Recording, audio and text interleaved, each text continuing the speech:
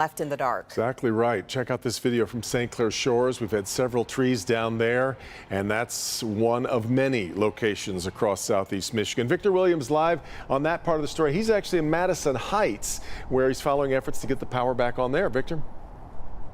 Yes, Devin and Pamela, thousands and thousands of people are still in the dark. Notice behind me that DTE truck over there right underneath that power line that they had spent some time working on, trying to get people back restored, because we know that this is leading to a whole lot of other problems.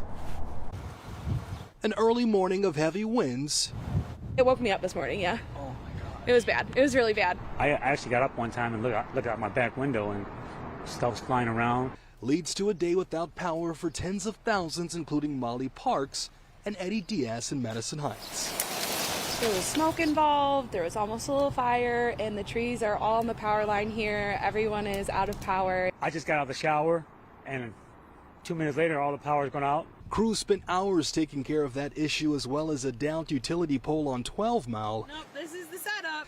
As a result, Molly now has to work from her car. I just turned on my hotspot with my phone, and I've got my phone plugged into my car, and that's how I'm working today. I let my boss know. She was awesome about it, but just a weird set of circumstances. But another business definitely missing out on work is Universal Electric on John R. You cannot sell a light without having the light on. Although the company is now operating on a backup generator, it's not enough to maintain the daily operations. Everything is operated by power. Your phone, your computers, everything depends on power. Molly is just glad that no one was hurt, at least in her area.